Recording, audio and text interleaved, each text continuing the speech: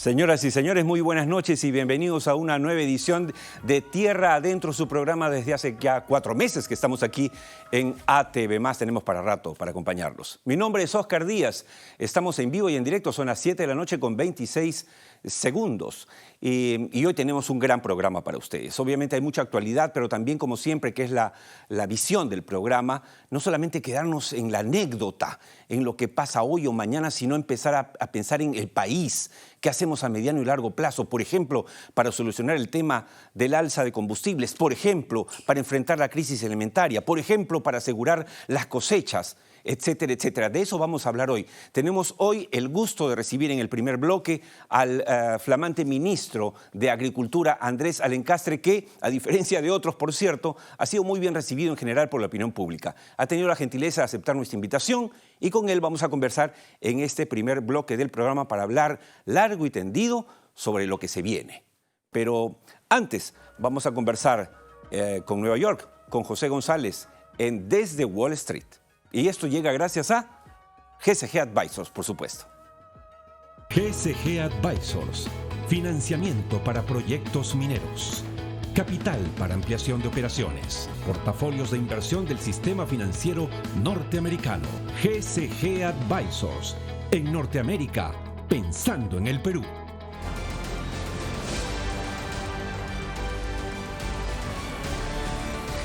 Hace un momento anuncié que está en los estudios de Tierra Adentro, ATV+, el ministro de Agricultura, Andrés Alencastre. Efectivamente, con él vamos a conversar en este primer bloque, luego de conversar con José González, quien ya está con nosotros. Buenas noches, José. Bienvenido, como siempre, al programa.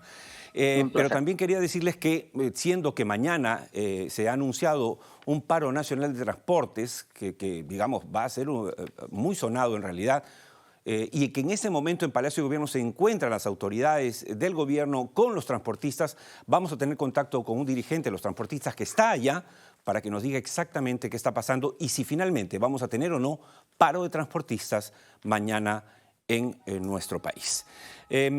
José, tenemos al ministro de Agricultura, queremos hablar de, obviamente, estos temas que nos interesan tanto, pero permíteme recordarle a los amigos televidentes lo que dijimos, lo que dijiste el 15 de mayo de este año en el programa, cuando nadie hablaba de crisis alimentaria, nadie. A la semana siguiente sale la carátula famosa de Economist diciendo se viene la catástrofe alimentaria. Escuchemos lo que dijo aquí el 15 de mayo José González.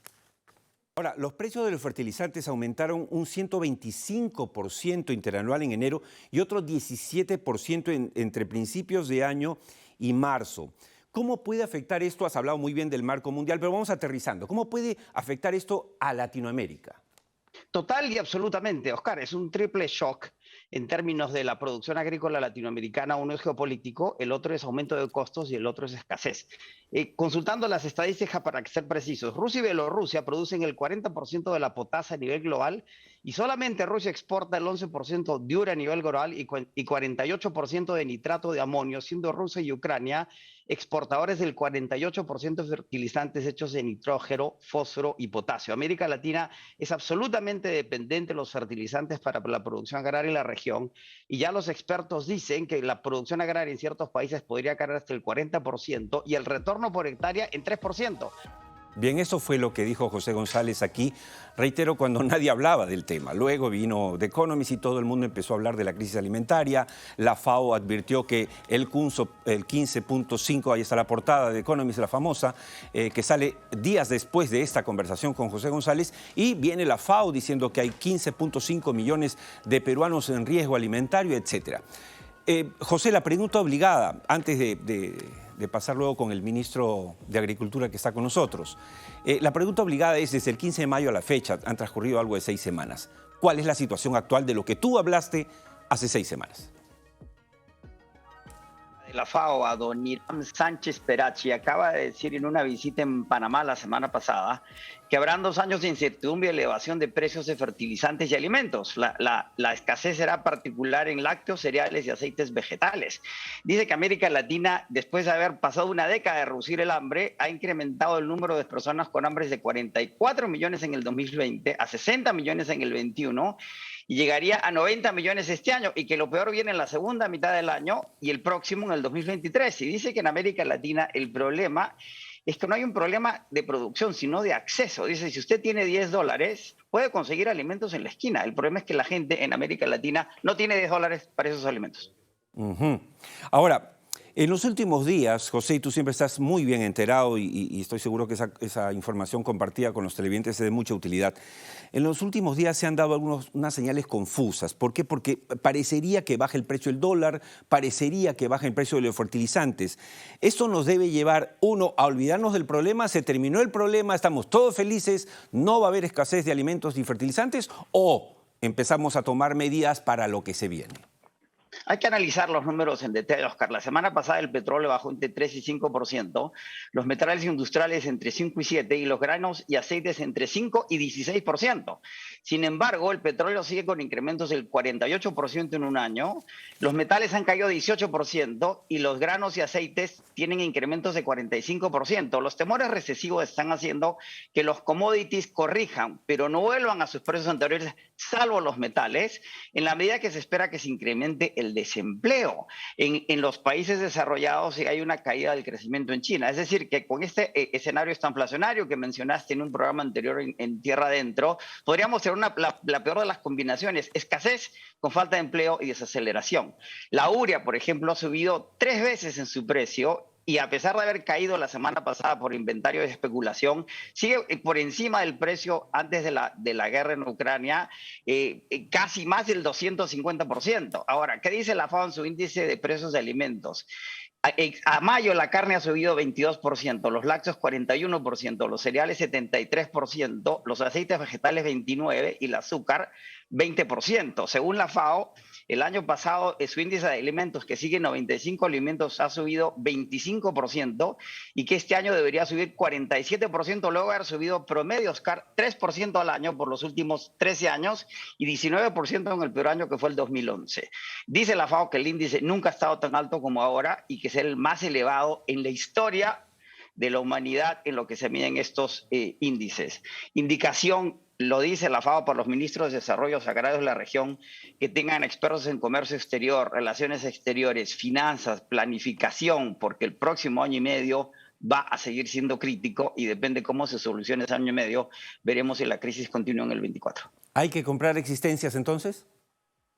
Correcto, hay que armar inventarios con el petróleo, no hay urea cara. De acuerdo. Clarísimo, como siempre. Gracias, José. Muchas gracias. Algo de lo que has comentado comentaremos a nuestro invitado central en esta primera parte del programa, el ministro de Agricultura. Hasta siempre, José. Hasta el próximo domingo. Hasta luego. Y bueno, estamos listos con Engie, porque gracias a Engie tenemos esta primera entrevista central con el ministro de Desarrollo Agrario y Riego, ¿no? Que durante muchos años dijimos el ministro de Agricultura, pero es el de Desarrollo Agrario y Riego, Andrés Alencastre, quien está en nuestros estudios. Esto llega gracias a Engie.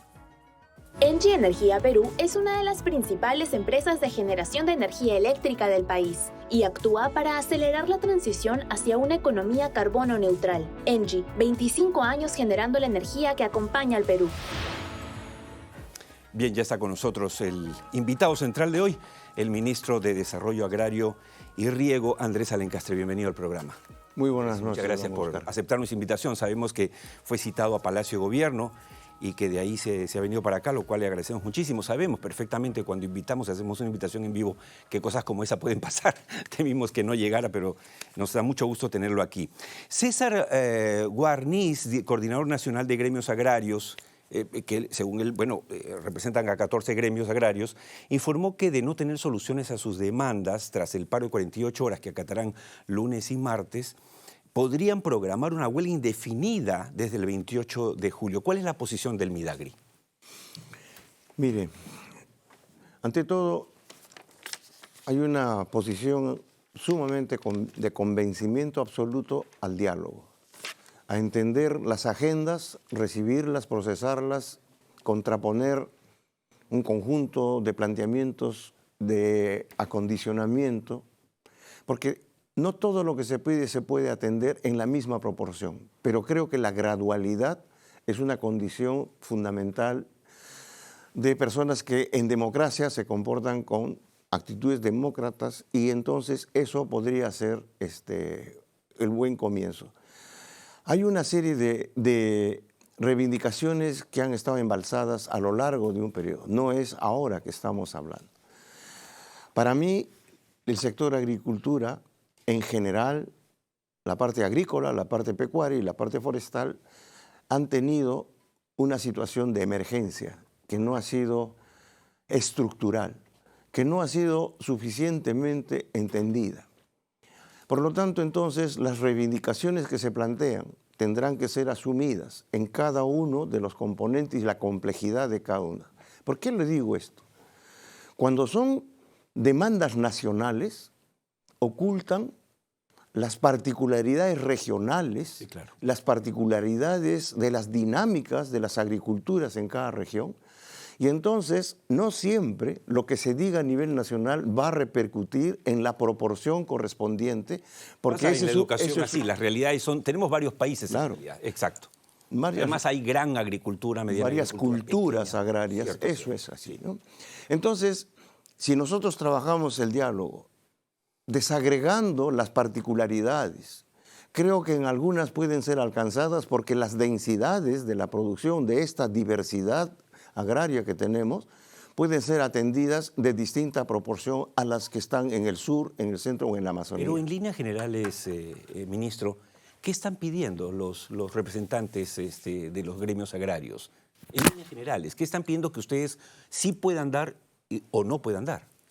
Bueno, los gremios agrarios piden un conjunto de cosas como el financiamiento, como últimamente la fertilización, etc. Pero no solamente eso. Lo que están demandando son los espacios de diálogo para atender las particularidades de las juntas de usuarios, de los gremios agrarios de distinta composición. Les ha molestado mucho, por ejemplo, el Congreso, ¿cómo le llamó el Congreso? El Congreso Agrario, ¿no?, que ha hecho el Parlamento. Es una de las cosas que los ha molestado muchísimo a los gremios. No, pero esas son las relaciones en el legislativo. Yo he tenido la iniciativa, a 4 días de mi juramentación. Pleno agrario, yo me acordé. Hicieron un pleno agrario que molestó mucho porque no fueron invitados, pero sí. Asistimos a la Comisión Agraria a resolver los 5 puntos. Los gremios se molestaron porque dijeron que no pero los habían... quiero hacer un poco el hilo que conduce a eso. Sí. Y entonces recibimos todo el conjunto de planteamientos que la Comisión Agraria había puesto en la mesa. Un número de decretos leyes, un número de opinión sobre, no decretos, sino leyes, un número de consultas y etcétera. Nosotros asumimos eso y a los 2 días, estuvieron la comisión en el ministerio y conversamos. Por aquí quisiéramos ir conversando una agenda de país que sea asumida por el Ejecutivo y por el Legislativo. Y así propusimos que cada 45 días, con la mejor de las voluntades, no de establecer conciliaciones ni consensos, sino una manera institucionalizada de conversar. Esa es la cosa. Pero de allí se planteó el Pleno Agrario para la aprobación de un conjunto de leyes. Y efectivamente fueron aprobadas, y eso pone que nosotros como Ejecutivo tengamos que hacer la reglamentación. Entonces allí viene un adelanto de los temas que estábamos planteándonos como nuestra agenda en común para poder mirar lo que es conceptual, lo que es estratégico y lo que es de emergencia y de corto plazo. Porque a veces confundimos los tiempos en que hay que hacerse. Ahora, no es un secreto, no estoy diciendo nada que no sepa el público, en el sentido de que su llegada al Ministerio de Desarrollo Agrario y Riego ha sido bien recibida, básicamente porque usted es un hombre que sí conoce el tema. Lamentablemente los otros, vamos a decir nombres, no estaban en realidad capacitados para asumir este reto. Esto es bueno porque entonces los representantes agrarios, escuché a Clímaco, el representante de Conveagro, que ha estado aquí con nosotros, hablar bien de su llegada al ministerio. Pero usted, en resumen, para cerrar este tema y no quedarnos en este único tema, ¿usted siente que existe posibilidad real de evitar que esa amenaza del paro indefinido agrario el 28 de julio sea una realidad? Nosotros estamos conversando con los ganaderos, con los distintos gremios, no hay uno solo, Está Conveagro, está la CNA, la CCP, las federaciones de café, del cacao, del arroz, del algodón. Cada uno tiene una agenda que es nacional y regional también. Las puertas están abiertas para que eso pueda ser concretado en una reivindicación del agro en general. Yo estoy aquí no para seguir administrando lo que es una crisis estructural, sino más bien para poner las piedras en este cimiento, que son acuerdos que parten desde lo local para que se estructure lo nacional, como hemos hablado, es un mosaico de culturas de la agricultura que existe acá. Entonces, lo nacional en aritmética será un X barra, un promedio, pero en la realidad, cuando uno mira a cada sitio, encuentra diferencias en los calendarios, en la implementación del ejercicio cultural de la agricultura que tenemos acá. Mire, yo no lo usted divorcio. puede asentar las bases de una manera nueva de trabajar el tema agrario, ya sería algo bastante loable. Dígame, ministro, la Contraloría General de la República finalmente influyó sobre la anulación del segundo proceso de adquisición de fertilizantes que estaba haciendo el ministerio a través de Agro Rural, obviamente previo a su llegada al ministerio, digamos, esa gestión. Pero preocupa porque entonces...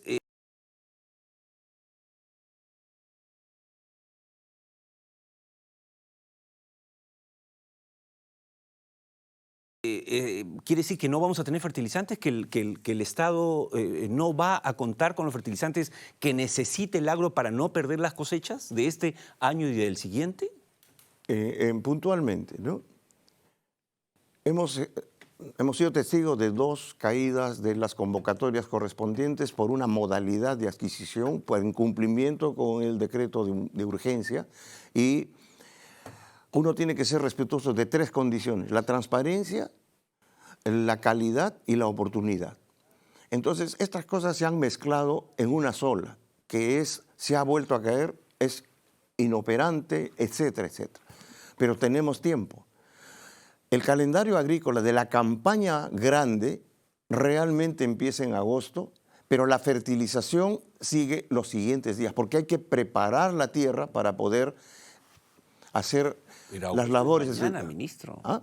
Pero agosto es mañana. Sí, dice usted precisamente por eso hemos decidido que la Contraloría haga su propio trabajo con toda la autonomía, y si tiene que haber otro tipo de intervenciones de las instancias de la Fiscalía, etcétera, pero que consiga. Nosotros no vamos a parar. Ahora sí, bajo mi gestión, se ha conformado un equipo de asesoría donde participan una serie de instancias que están absolutamente entrenadas, con larga historia en la adquisición de las compras internacionales, que va a dar cabida también a las nacionales vía la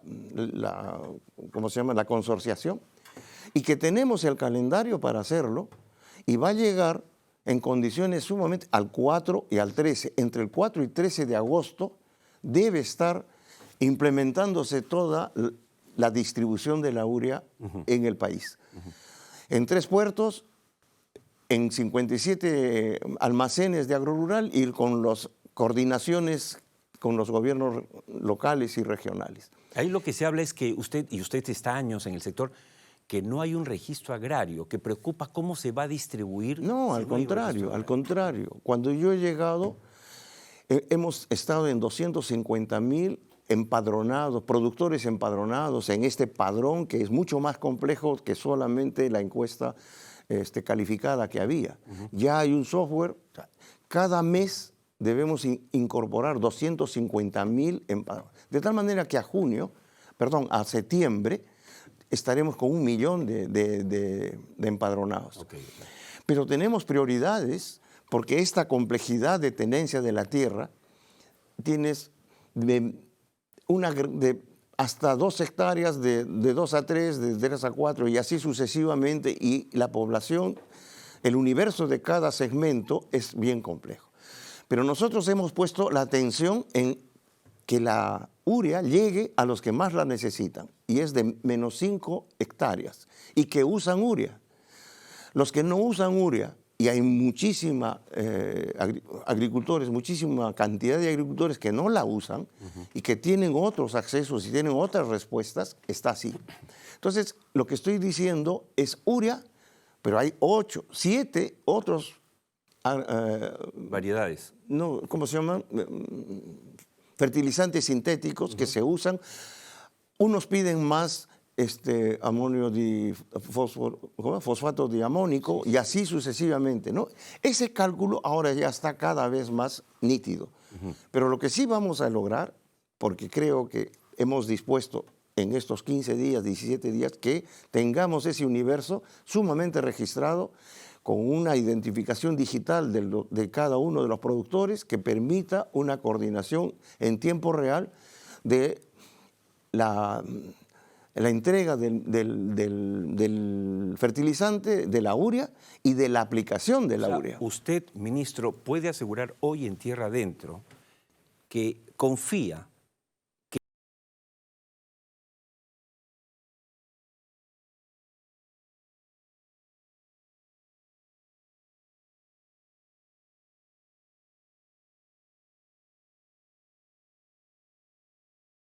realmente no nos quedemos sin la urea que necesitan los agricultores peruanos y por lo tanto los pequeños agricultores. Y no caminemos hacia un desabastecimiento como el que no yo, no la oposición, FAO dice que hay 15.5 millones, o sea, la mitad de la población peruana en riesgo alimentario. ¿Usted cree que se puede evitar eso?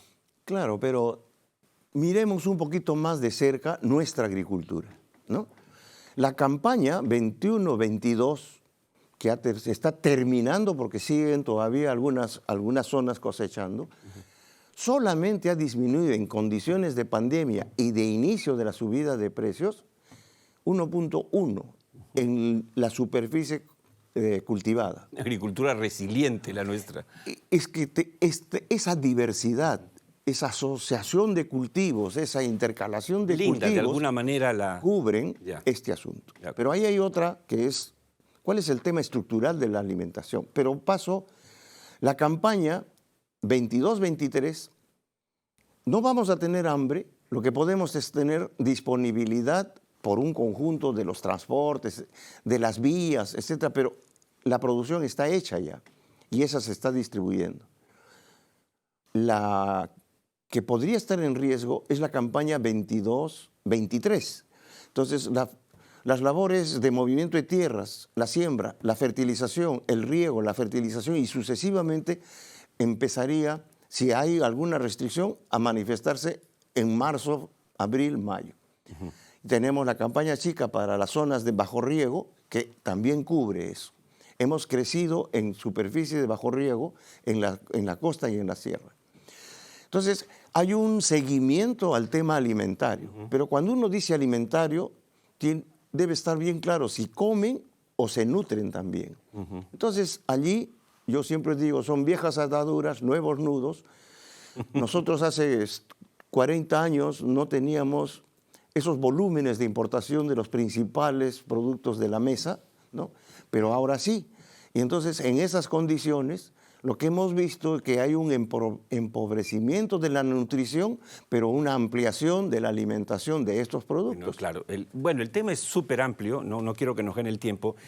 Ministro, nosotros comentamos aquí una carta de su secretario general que llamó la atención, digamos, donde decía, por favor, a todos los altos cargos, cuando usted llegó, pongan su cargo a disposición. ¿Ya se hizo? ¿Ya ha cambiado usted? ¿Ya tiene a su equipo? ¿Ya tiene a sus viceministros? ¿Ya tiene a su nuevo jefe de la ANA? ¿En qué está esa parte antes que no gane el tiempo?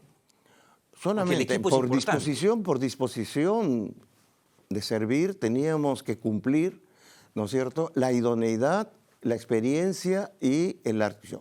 Eso tiene que hacerse porque son cargos de confianza y se procedió. La selección, la organización hemos contribuido de muchas vertientes las capacidades que hay. Esta semana debe estar completado todo el equipo, ¿no? Y esa es la seguridad de que el rumbo es lo que ha cambiado. Por ejemplo, el nuevo jefe de ANA, de la Autoridad Nacional del Agua. No, él está todavía, él sí continúa, claro. Pero el actual jefe no tiene ninguna experiencia en el tema. Y el gerente general de la ANA es un ingeniero en comunicaciones, obvio. Usted los ha encontrado, digo, pero ¿no los va a cambiar? Estamos en esa evaluación y además tengo la suficiente respeto para siempre conversar, ¿no? Y no es un asunto solamente administrativo, ¿no es cierto? Ellos apostaron a conformar un equipo y eso es. Además, todo lo que se ha hecho, yo lo he tomado como antecedentes, insumos para que las propuestas que yo voy a hacer en los próximos días sobre los contenidos de los lineamientos de los procesos gradual de transformaciones puedan ser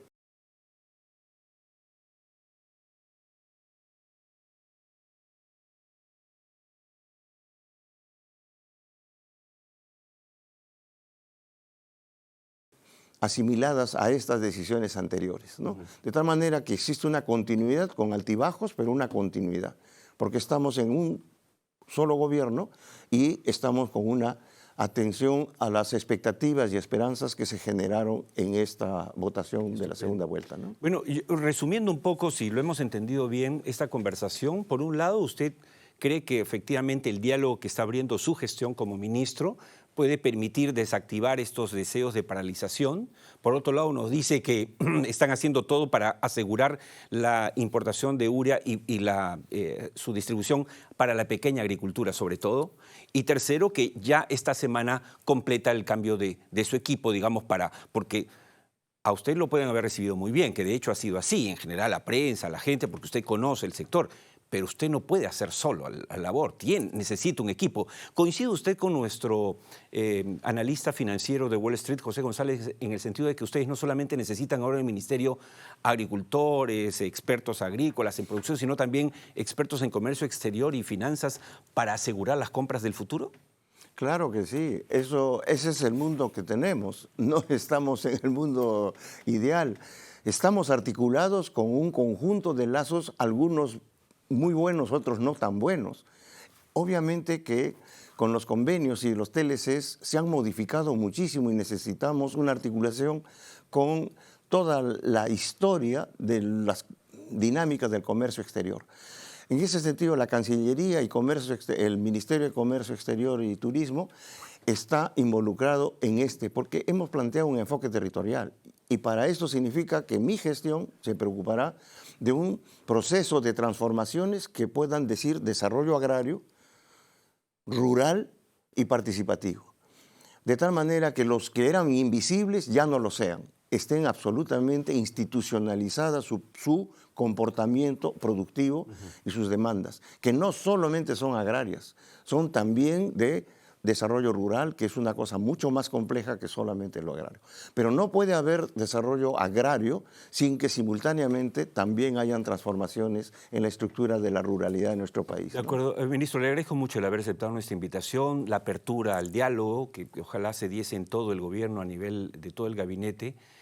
Cuente con este programa que acá somos muy críticos con el gobierno, como tiene que ser, pero creemos al final que hay que construir. Hay que arreglar, no nos podemos quedar en la eterna pelea entre los peruanos, si no nos vamos a cosas como Ecuador, que ahorita podría sacar al presidente Lasso. De eso vamos a conversar en el siguiente bloque con el ex vicepresidente ecuatoriano Alberto Dajic. Muchas gracias por haber estado con nosotros y mucha suerte en su gestión. Muchas gracias. Espero tenerlo en otra ocasión aquí. Quédese conmigo, por favor, porque vamos a la pausa. Nos vamos a la bolsa de trabajo que siempre tenemos en el programa y después volvemos con Ecuador, con los dirigentes de los transportistas que están en este momento en Palacio de Gobierno. Nos van a contar si llegaron o no a un acuerdo con el gobierno para evitar el paro de esta semana, el paro de transportistas. Pero hay mucho más, así que quédense con nosotros. Volvemos.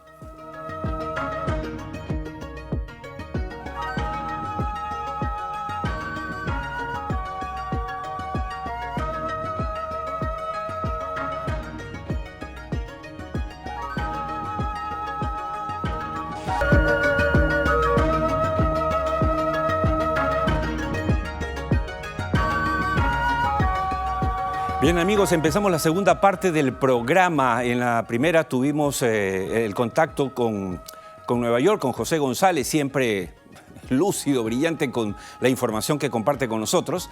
Y estuvimos conversando buen rato con el ministro de Desarrollo Agrario y Riego, Andrés Alencastre, quien aceptó nuestra invitación y estuvo con nosotros compartiendo varias cosas que tienen que ver con la visión de su sector. No hay duda que en este gabinete él, junto al ministro de Economía y Finanzas y la ministra de Energía y Minas, son posiblemente los mejor vistos, porque son los más calificados, porque sí tienen que ver, sí conocen el sector, no han estado 8 meses en prisión, no han sido acusados de asesinato. Dios mío, señor Pedro Castillo, esta es la gente que usted tiene que convocar, por favor.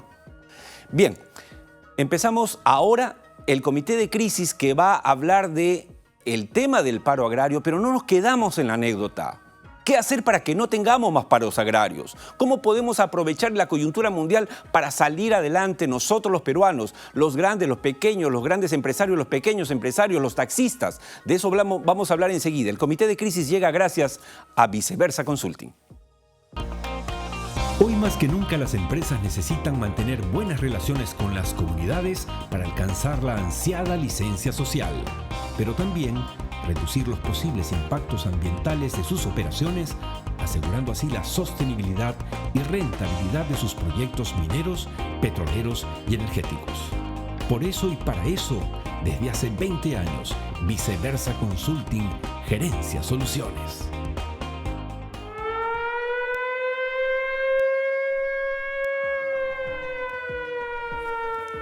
El comité de crisis de hoy lo hemos titulado La hora del gas vehicular. Y ustedes dirán, bueno, ¿por qué la hora? Porque no solo porque el primer ministro Aníbal Torres, que suele meter la pata, esta semana sí dijo algo más o menos lúcido. Dijo, es el momento de pasar los autos y la carga pesada ¿no es cierto?, los transportes de carga pesada al gas, que es el que producimos nosotros, cuyo precio está bajando, es el que tenemos en casa. Dios mío, en vez de estar dependiendo del mercado internacional, donde los precios están subiendo y seguirán subiendo según todos los expertos. Antes de la guerra de Ucrania ya pasaba esto y ahora peor. Ya está con nosotros el exdirector general de hidrocarburos del Ministerio de Energía y Minas, Eric García. Buenas noches, Eric. Buenas noches, Oscar. Un gusto saludarte a ti y a todos los televidentes. Eric está conectado con nosotros desde Barcelona, donde está siguiendo una maestría. Vamos a hablar con él de inmediato, pero le pido que nos acompañe a ver un bite muy breve del presidente de la Asociación de Grifos y Estaciones de Servicios, Edwin Pinedo, cuando estuvo aquí en el programa hace un mes más o menos, y nos habló de por qué o cuál era la visión de ellos respecto a la posibilidad de pasar los grifos que expenden combustible a gas natural. Escuchemos lo que dijo.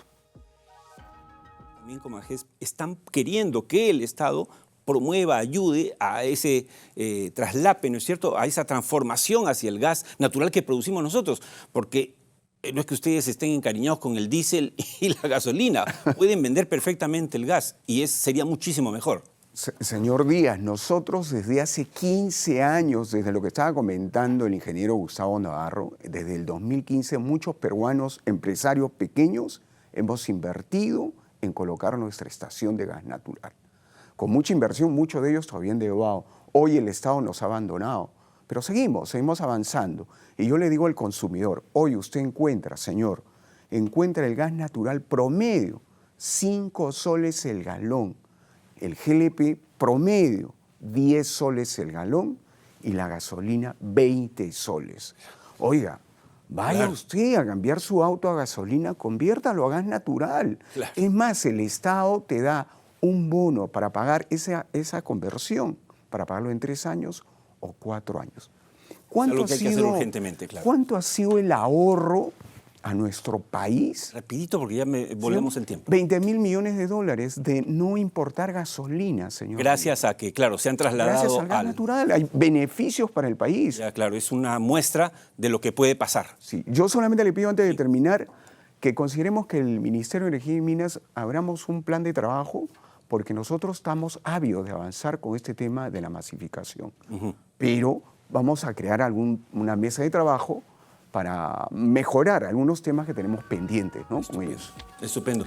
Esto fue lo que dijo en el programa en abril el presidente de la Asociación de Grifos y Estaciones de Servicio. Hay la mayor disposición de ellos, son 5.000 en todo el país, para adaptar, para poder, pero obviamente se necesita algún apoyo, alguna directiva del Estado peruano. Y de eso vamos a hablar con quien hasta diciembre del año pasado fue el director general de hidrocarburos del Ministerio de Energía y Minas, quien nos acompaña desde Barcelona, Eric García. Vale la pena decir que desde ahí a la fecha, estamos junio, ya casi julio de este año, no tenemos el reemplazo del señor García que está aquí conmigo. No hay reemplazo. O sea, y después nos quejamos por qué sube la gasolina, por qué no sabemos qué hacer. Bueno, si no hay cabeza, Dios. Seguramente, no sé si Eric renunció porque ya estaba harto de lo que veía o le pidieron que diera un paso al costado, que es la frase de moda, pero ¿y por qué no reemplazaron? Por nadie. ¿Eso tiene lógica? Ninguna. Eric, si me permites, por favor, no me cortes porque tenemos un enlace de inmediato. Por favor, acompáñame.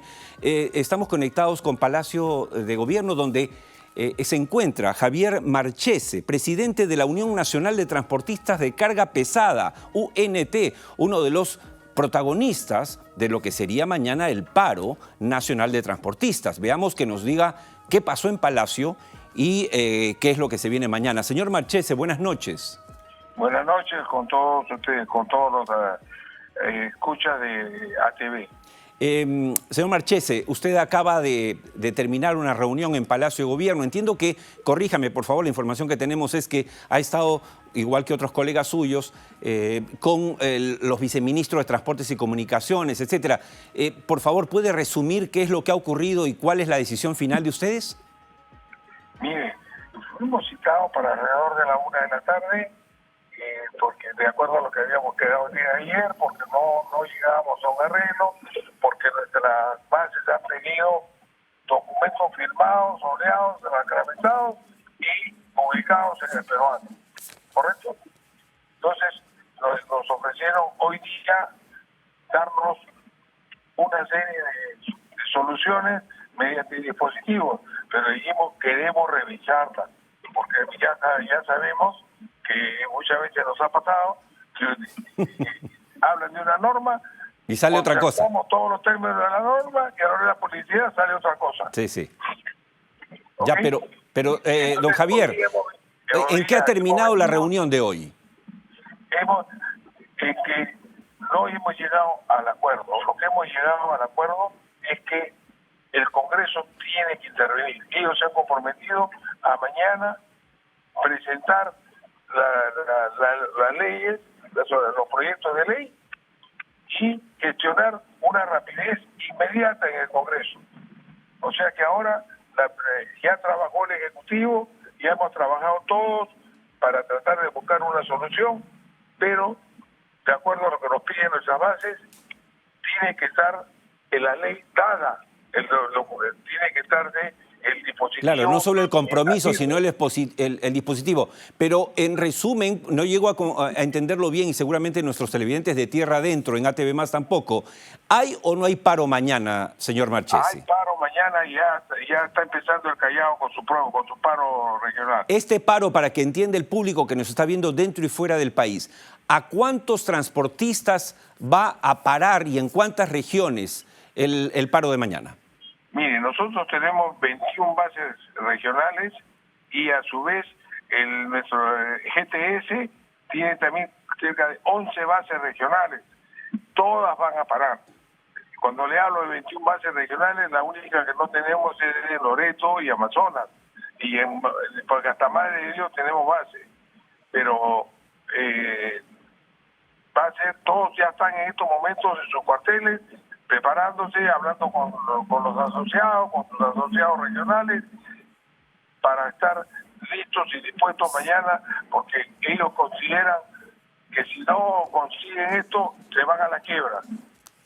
Señor Marchese, para terminar agradeciéndole este contacto con nosotros, porque usted acaba de salir de Palacio de Gobierno de esta reunión. Dígame, esto quiere decir, esta paralización, es lo que quiere saber la gente, que no va a haber abastecimiento, por ejemplo, de alimentos? No, bueno, lo que va a suceder es lo que los comerciantes quieran hacer, stock Lima tiene para una semana, nosotros lo sabemos. Y como le hemos pedido a los agricultores que trasladen sus productos, que estén para que estén aquí en Lima, en Arequipa, en Chiclayo, en la ciudad respectiva, creo que tenemos stock por lo menos para una semana. Pero también yo creo que con la voluntad que hemos visto al Ejecutivo, esto se va a solucionar más rápido. No vamos a llegar de repente a los 10 o más días. Se va a solucionar más rápido. Pero no hay otro camino. La gente ya no cree, ya no entiende de promesas firmadas. Ahora, señor Marchese, ¿usted puede asegurar que no va a haber violencia por parte de los agremiados en diferentes zonas del Perú? Porque eso es también algo delicado, es importante. No, es una palabra muy fuerte. Nosotros hemos pedido a los asociados que paren y apaguen sus motores en las cocheras, y el que se encuentre en la carretera simplemente se ponga a un costado, en un sitio que tenga su comida. Nada de quemar unidades ni de instalaciones de ningún tipo. Bueno, desgraciadamente eso yo no me puedo comprometer porque esos son otros temas que yo no los puedo manejar. De acuerdo. Pero para eso está la fuerza pública, para que a los infiltrados los tienen que aplicar la ley, ¿no? Como usted dice, señor Marchese, ojalá que efectivamente esta buena voluntad aparente se convierta en realidad y que este paro, en todo caso, que usted nos ha confirmado que va de todas maneras mañana, dure poco tiempo en todo caso. Muchas gracias y mucha suerte. Hasta luego, hasta luego. Bien, ha sido la comunicación con Javier Marchese. Él es el representante, el presidente de la Unión Nacional de Transportistas de Carga Pesada. Ahora vamos a hablar con nuestro invitado desde Barcelona, el exdirector general de Hidrocarburos, ya no para hablar de la coyuntura de mañana, sino de pensar en el mediano y en el largo plazo, que esa es la idea. Eric, escuchando un poco voces como la suya, ayer se ha publicado por fin que se va a implementar el decreto de urgencia 109-2021, elaborado en diciembre del año pasado, cuando usted era director general, que se trabajó además con el FICE y en el MEF. Sin embargo, esto es una buena decisión, pero ¿cuáles son las medidas que hay que echar a andar para que esto realmente funcione? Bueno, Oscar, sí, la medida han anunciado que la van a implementar. Nosotros el año pasado como ministerio trabajamos 2 líneas fuerza, ¿no? Una para vehículos menores, que es básicamente el DEU, cambiar todo el parque de GLP o gran parte del parque de GLP a gas natural, y ese era un fondo importante. Y la otra línea era carga pesada y transporte de pasajeros, que era el uso del GNL. El año pasado se implementó todas las normas, o sea, ya tenemos todas las normas como país de poder utilizar el gas natural licuefactado en el país. Eso permite a los grifos poder construir. También se hizo un convenio con el consorcio Camisea, en donde el precio del GNL va a estar a precio generador. Ahorita es 1.8 millón de BTU. A nivel internacional está en 7.6. O sea, para que se den cuenta cuánto es la diferencia y la ventaja que tenemos como país. También se implementó las normas para que el Infogas, que está a cargo de todo el sistema de gas, pueda captar el GNL y pueda ver todos los financiamientos. Todas las normas se hizo en el año pasado y el reto era implementarlos desde enero de este año, justamente para no activar el PEP, justamente para poder dar señales a las empresas de que puedan invertir. También se hizo un programa de cambio de motores, se hizo varias cosas. ¿Qué es lo que se tiene que hacer ahora? Seguir con la implementación. O sea, no podemos parar. El tema de hidrocarburos a nivel internacional va a seguir subiendo, va a haber mucha fluctuación, ¿no? Y tenemos gas, tenemos las medidas, pero nadie lo lidera. Si no hubiese habido la presión mediática y la buena, vamos a decir, predisposición de la ministra actual, que es técnica y de Energía y Minas, Alessandra Herrera. No, Alessandra Herrera lo ha aprobado. Yo le pediría también que revise todos los programas que se han detenido y algunos se han eliminado. No solamente se han detenido y eliminado, y lo que buscan esos programas es usar el gas natural. Ayudemos a la ministra Erika a recordarle, por ejemplo, hay una iniciativa que se desactivó en las gestiones de los ministros anteriores, que la verdad eran impresentables, de Energía y Minas. Por ejemplo, el cambio de los motores de diésel a gas natural, que es crucial para generar una cultura de gas natural entre los transportistas. Acabamos de hablar con, ¿no es cierto?, con Javier Marchese, se viene un paro, está confirmado ya, acaban de confirmarlo en nuestro programa. Claro, él lo trata de minimizar, pero la cosa es seria, ¿no es cierto? Es paralizar la economía en realidad. Pero esto no pasaría si es que, por ejemplo, dejásemos de tener un mercado automotor de carga pesada que es 70% dependiente de la droga llamada diésel, que sube y va a seguir subiendo, y, por ejemplo, estuviese en el gas natural que producimos nosotros. ¿Es así? Sí, es así. Lo que tiene que hacer el Ministerio de Energía y Minas, primero tiene que reactivar el programa de cambio de motor. El cambio de motor es un programa semilla, vamos a decirlo, es un programa semilla. ¿Qué significa? Una empresa de transporte puede tener, vamos a decir, 50, 60, 70 vehículos, ya sea de transporte de pasajeros o de carga, y no lo va a cambiar porque no conoce las ventajas y las bondades del gas natural. Entonces, este programa se creó para generar cultura, para que de la flota destine 2, 3 carros y que con eso conozca en unos meses cómo opera un motor a gas natural, ¿no? Dedicado de fábrica, y con eso tome la decisión. Y cuando toma la decisión, ahí teníamos 2 componentes adicionales. Uno, el convenio con el consorcio Camisea, que el precio del GNL era muy barato, igual que las empresas generadoras, y el otro componente era el consorcio había creado un fideicomiso para dar unas ayudas para los cambios de vehículos o cambio de flota. Así es. Y ahí venía el tema de coordinación con el Ministerio de Economía y Finanzas de dar algunas ventajas, vamos a decir, arancelarias para poder comprar flotas nuevas, el bono de chatarreo con el MTC, pero todo esto necesita que alguien lo lidere, ¿no? Ahí, por ejemplo, hay muchas normas del MTC que no han sido actualizadas, en cambio en el Ministerio de Energía y Minas ya se actualizó todo, ¿no? Por ejemplo, algo muy sencillo, un taller de GLP necesita 120 metros cuadrados para darle autorización. Claro. Uno de gas natural, 300. Eso ya te genera una distorsión de mercado. Claro. Uno de camiones, 400. Entonces, igual, todo el sistema de gas natural está en el Infogas. Todo es supervisado, auditado anualmente, es muy seguro.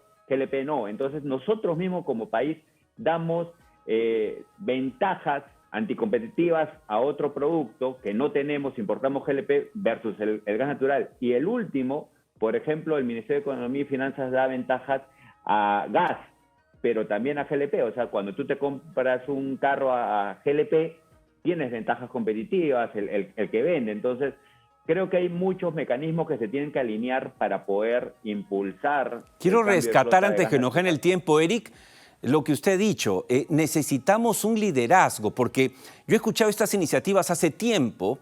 Felizmente se están aterrizando algunas cosas y ojalá se implementen las que usted ha sugerido, y hay más, obviamente el tiempo nos gana. Pero falta un liderazgo. Ojalá la ministra de Energía y Minas, Alessandra Herrera, que ha sido también bien recibida y que conoce el sector, efectivamente designe a alguien así como el líder de la reconstrucción con cambios o cuando se organizó, ¿no es cierto?, los Panamericanos, alguien que realmente se dedique a eso, porque se trata de cambiar la matriz energética en el Perú y es lo que viene. Usted lo está estudiando ahora en Barcelona, usted sabe perfectamente que eso es algo indetenible y es algo que no se puede ya dejar de ver, y en ese sentido lo comprometo, Eric, a seguir en contacto con nosotros para volver a conversar en varias ocasiones y compartir con los televidentes cuáles son esas alternativas de solución que el Perú tiene para cambiar su matriz energética, ahorrar dinero y enfrentar la recesión que se viene. Ok. Oscar, solamente para finalizar, ya que Márquez, el dirigente, ha mencionado una ley para el Congreso. Por favor. El Congreso desde el año pasado tiene la ley del impulso del gas natural que te permitía la tarifa única, el aumento de recursos del FICE, en donde está considerado la compra de vehículos en general, o sea, dar incentivos para la compra de vehículos, y eso lo tiene desde noviembre. Estamos prácticamente en julio y no lo mueven, y yo lo único que pediría es la aprobación y 2 inclusiones. Ahí, dentro de los recursos, se deben considerar recursos del canon y regalías para que el fondo se autosostenga, y el tema de la selección del presidente ejecutivo del FICE también debe ser por concurso público para darle continuidad. Entonces, nada, yo creo que el Congreso también tiene que estar metido acá. En todos los países, en Europa, por ejemplo, se dio una ley donde dabas incentivos económicos, circulación, reducción en peaje, reducción a los vehículos de gas natural. Entonces, si no hacemos cosas así, no vamos a poder masificar y vamos a estar en esos problemas cada 6, 4 o 5 meses gastando caja fiscal en fondos que, tipo el CEP, que no ayudan realmente al transportista, y hay que ayudar al transportista. De acuerdo. Eric, lo comprometo con nosotros. Vamos a volver a conversar. Y no una, dos, varias veces, porque esto es muy importante. Muchas gracias y suerte allá en Barcelona. Y con esto nos vamos, amigos, a la última pausa. El programa se nos ha movido todo el programa, pero no, tenemos todavía algo importante para ustedes para compartir después de esta breve pausa. Nos vamos con Volver al Futuro, ¿cierto? A la pausa y regresamos. No se muevan.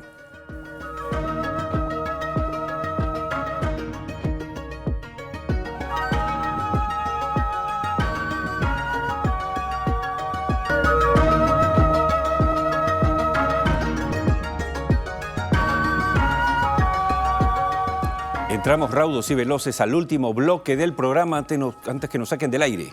Vamos a presentarles datos duros gracias a Lavalier.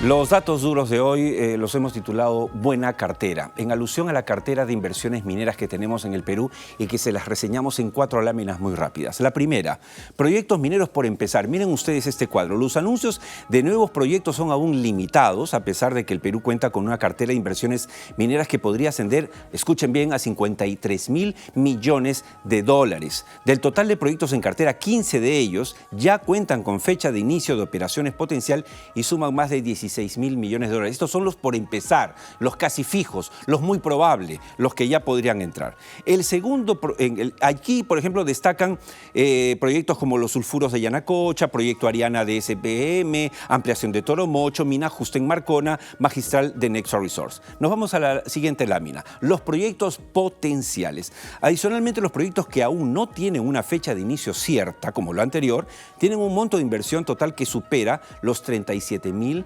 millones de dólares. Aquí proyectos que despiertan mayor interés y expectativa son Michiquillay, el Galeno en Cajamarca, Los Chancas en Apurímac y Tía María en Arequipa. La lámina 3, que hemos titulado Popcorn Minero, es porque miren ustedes cómo podrían de activarse estos proyectos saltar, cual popcorn, ¿no es cierto?, la canchita que comemos en los cines, estos proyectos y cómo aumentaría la producción. Miren ustedes nomás en el cobre, cómo pasaríamos del 25 al 30, de 780.000 millones de toneladas a 2.282, o sea, a 2.282.000 toneladas. Miren ustedes, más que el doble. Eso es, y si consideramos, digamos que según todos los expertos, la demanda del cobre se cuadruplicará hasta el 2030, esa es la realidad. Y bueno, la última lámina nos habla de que no hay peor ciego que el que no quiere ver, ¿no? En los próximos años, de lograr ejecutar las inversiones consideradas dentro de la cartera de proyectos que les hemos mostrado, se podría llegar a duplicar el valor total de la producción minera en el Perú. Es la bendición que tenemos en el Perú, ¿no es cierto?, de poder mostrar esta cifra. Ya quisiera Chile, ya quisiera México, pero esa es la realidad.